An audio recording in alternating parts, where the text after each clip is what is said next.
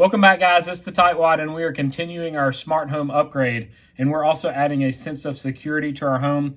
So I've purchased 3 Ring cameras, and they also came, because it was a special, with the solar charging system. So I'm going to open these up today and show you the full process for setting up a Ring camera system. So each camera comes like this. We ordered the black. They come in black or white.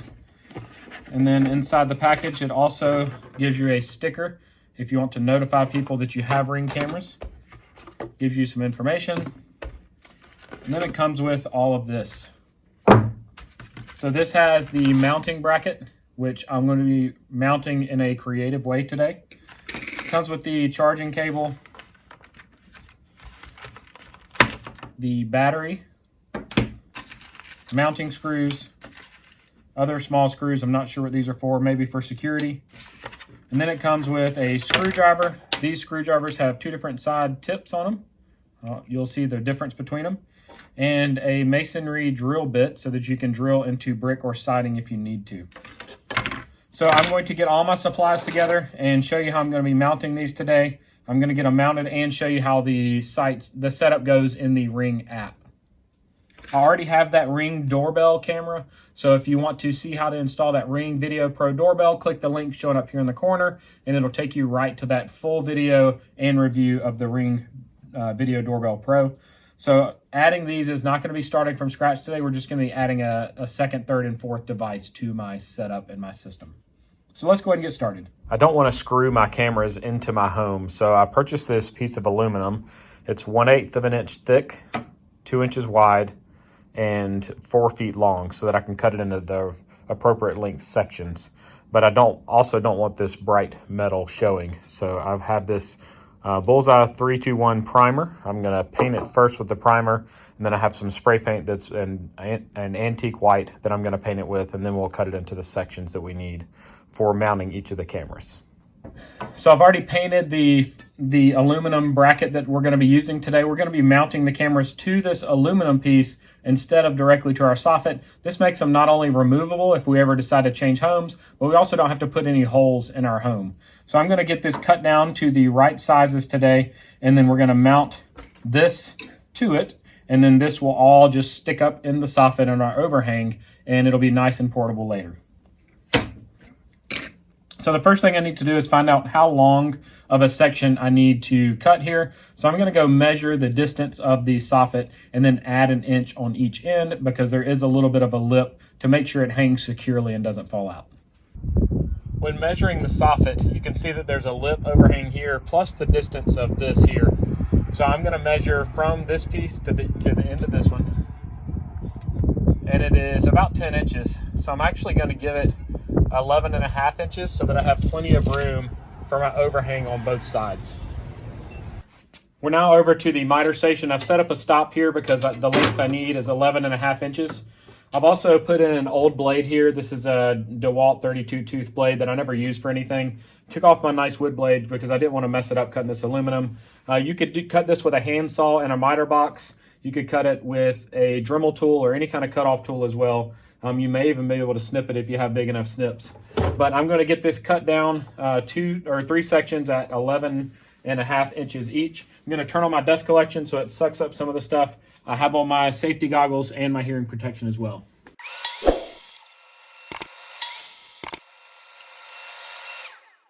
I took both the mounting bracket and the aluminum piece to a hardware store, and I bought some screws that were the right length to fit through both this and this without sticking out too much.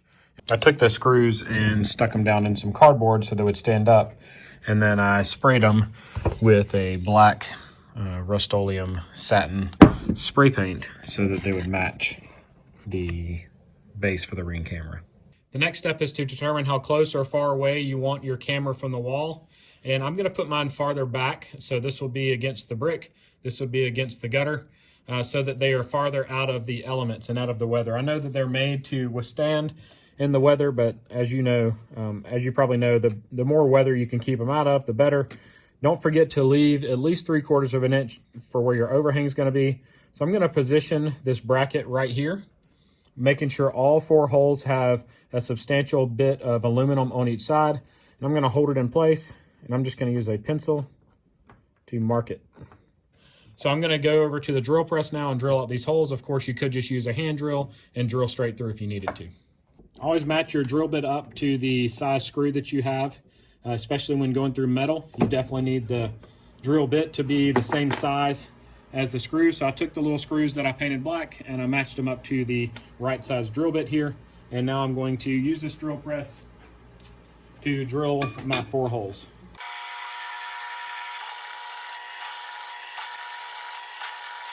So I just used this little file and it took care of those burrs really quickly. This is the top against the soffit, so it's not going to be dangerous and sharp for me to touch, but I don't want it scratching stuff up. So it is a good idea to take the non-vanity side and go ahead and get those burrs off. One other thing to note, always drill down from the side that's going to be the nice side, because the blowout or the burrs are going to be on the back side in that case. I clamp my piece to my workbench using some squeeze clamps, line up the bracket with the holes that I just drilled, and now I'm going to put in my black painted screws that I had. I'm not going to tighten the first one down until I get the other ones in to make sure everything lines up correctly. Wouldn't be a video without dropping a screw. All right, now I'll get these tightened down and we'll be ready to put the camera in. Now we need to loosen the collar on this, and that takes the star bit, which is the opposite end of the removable bit in this, and we're going to loosen this collar here. There's no reason to take it all the way out, but just get it nice and loose. And then you should be able to put the camera down in there. So this ball fits down in the socket. And you'll feel it snap into place. And then you can leave this collar loose until you're ready to mount the camera. So when you mount it, that's going to allow you to freely move the camera around a little bit to get it exactly where you want it. And then you can tighten the collar back down. So this camera is ready to go through the setup process and then the mounting process. The batteries do ship with some charge in them, but you do need to plug them in using this orange cable. And you can use any USB charger block. I use the one that came with my iPad because it charges faster than the smaller ones that came with my iPhone. You'll know that it's not fully charged when that amber light is on. When it's fully charged, the amber light goes off and just the green light remains. The battery is fully charged now. You can see the amber light is turned off and just the green one is illuminated. And it took about 4 or 5 hours to charge fully. I did look it up online since it was taking so long, and it says it takes 5 to 10 hours to charge whenever you first get them or when they're completely dead. This has a spot for 2 batteries if you wanted to have a backup. But I'm just going to slide the battery into the right side here and push it down so that it snaps into place, and then close the device. As soon as you close the device, it's going to start the setup process. So now it's time to get in the app and finish the process of setting this up. The first step in setting up your Ring home system is to download the app from the App Store. I've already done that because I am a Ring owner, so I already have an account as well. So I'm going to be starting from the point after you've already created your account. Once you're in your Ring app, you can push the 3 lines in the top left corner, touch devices, and then touch the plus sign in the top right-hand corner. You can see I already have my front door and my deck Ring camera set up. So once you get to this screen, you choose security cameras, and then you click OK. Scan the QR code. If you're doing this process with the outdoor floodlights, then the QR code that it's going to ask you for is right here on the bottom. But on these devices, you have to push the button on the back and open it up. And the QR code for setting it up is actually right in here. I'm not going to set up the solar panels today. I may do that in the future if I decide that I need them. But for now, I just plan to charge them manually as needed. So I'm going to touch the spotlight camera battery. Continue with my address, and I'm going to tell it where this is going to be. So I'm going to do custom and say this is the one going in the driveway. It says insert the battery, wait 30 seconds for it to power on. We already have ours powered on, so I'm going to click continue. And then press the button on the top of your camera. So there's a button right here on the top of the camera. And now it is detecting that after I click continue. And it wants to join the network for this camera. Now it wants to join my Wi-Fi network, so I'm going to choose the appropriate one and put in my password. You can see I'm getting notifications from my app. I'm going to let the camera update. It's going to take up to 15 minutes. and then I will see you outside and we're gonna get this camera put up and aimed in the correct direction. So now all I have to do is push this into the soffit. And with the bracket in place, I have my daughter on the ground holding my iPad, so I can angle this to find out the best location for it. I already have my Ring camera covering the front yard, so I want this covering more of the driveway and the side yard. We also have an intersection of that way that I want to catch. And then I'll have additional ones in the backyard. I don't need the neighbor's house, but I do want a little bit of the road. So I'm gonna angle it down just a little bit. And you can see my daughter right here on the ground holding the iPad where I can see the screen, so I can get the angle just right on my camera. And I think I'm happy with this. We'll leave it here for a few days. The beauty of this setup is that I can move this piece at any time. So if I wanted to switch it to the other side of the driveway, I can do that. I do have soffit right over here. Or if I want to move it closer to the gutter to be a little bit more discreet, I can do that also. So this camera is good to go, and it is time to set up our other two cameras and call it a day. Mounting the camera farther back like we did kept it from the chance of rain hitting down or direct sunlight hitting it frequently throughout the day. If I ever want to mount the solar panel, I would probably put it up in this area over here so that it's a little more hidden and discreet. I can lay it on the shingles even to make it blend in with the house a little bit more. But for now, I'm going to test the battery life. So I want to see how long these batteries are going to last before I add more holes or new brackets to my house. The color of the bracket could have been a little bit darker, but my soffit is dirty. It does need to be pressure washed and cleaned.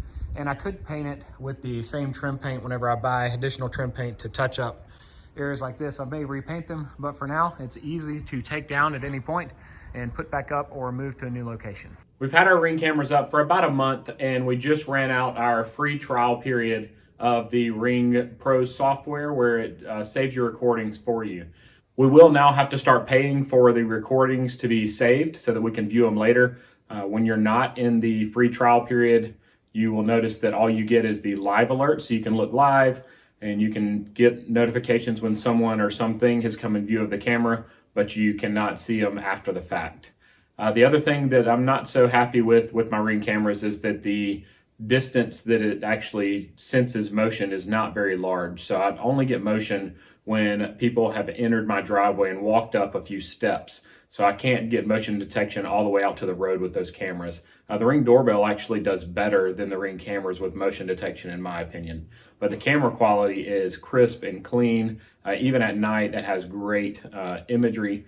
So I do like the Ring cameras. I don't know if there's a better one out there. I'm going to do a little bit more research and try to get some from other companies to compare. If I am successful in getting them to send me some without having to buy them, I will put a link up here in the corner to that other video.